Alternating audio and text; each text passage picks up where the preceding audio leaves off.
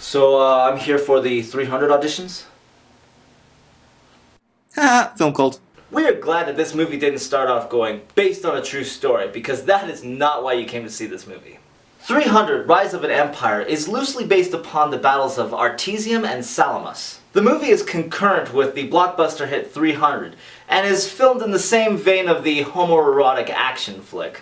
You should be warned, if you are uncomfortable with lots of blood and boobs, you're not going to like this film. However, if you're a Game of Thrones fan, you're gonna love it! The cinematography was breathtaking in this film. Whereas 300 was more warm colors, this one was more cool colors, focusing on blues and grays, which gave an impressive look to all of the battle scenes. This film could stand alone on its action alone, which is great because that's about 80% of the movie. However, the CGI blood left a little to be desired. It looked more like digital pudding. It wasn't stylized enough or realistic enough for you to take it seriously.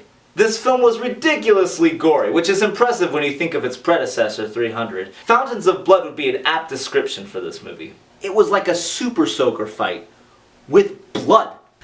This movie may be discounted because of its subject matter, but it should not be discredited, for the cinematography was really good. If a movie like Gravity or Avatar or Life of Pi can be nominated or win Academy Awards, this movie should at least be considered for what it did, and it was great. The first movie created a style of cinematography that has become a standard for other movies that are like this, and it's usually not done very well, but this movie did a fairly good job of imitating what its predecessor created. We had our gripes, like the blood for example, but overall, it did a great job. As for the writing, you definitely do not go to this movie for that. That being said, it wasn't bad. There was a serious lack of those really cool, manly one-liners that the first one had, and some of the lines were a little over the top and cheesy, but not bad. This is Athens! That just doesn't sound as good. We really liked the character backgrounds, and you felt attached enough to the characters to want them to win. As villains go, Eva Green played a great one. She was more complex than you would expect from a movie like this, but you weren't conflicted about wanting her dead.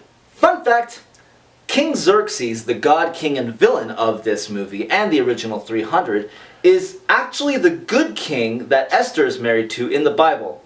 Huh. Sullivan Stapleton played our hero of the film, Themistocles, who was a total badass, and then you had reprising roles from Lena Headey, who played the Queen of Sparta, and Rodrigo Santoro, who plays Xerxes, and they all did a great job. Fun fact, did you know that Themistocles actually died under the protection of the Persian king? The people that he was fighting, the hero of this movie who killed thousands of Persians, was being protected by him. Why? Because he was a super cool guy and everybody loved him. That's like saying the nerd that is getting dunked in the toilet at school by the cool kid is going, I deserve this because you're so cool. I'm so lucky. Eh? Overall, the plot was pretty shallow, but then again, we repeat, that is not why you go to see this movie. We went to this movie so that we could see Greek underwear models massacring Persians. I don't think anybody stopped during the making of this movie and thought to themselves, guys, this is getting a little gay.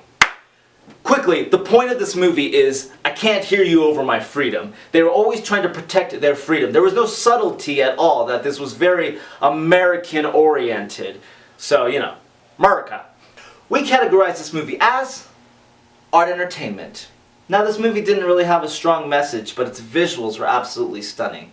And art is something that can affect you, whether it has a message or through its visuals, and the cinematography achieved that here. We gave this movie 2.5 stars, or 2.5 severed limbs, because there was a lot of those in this movie.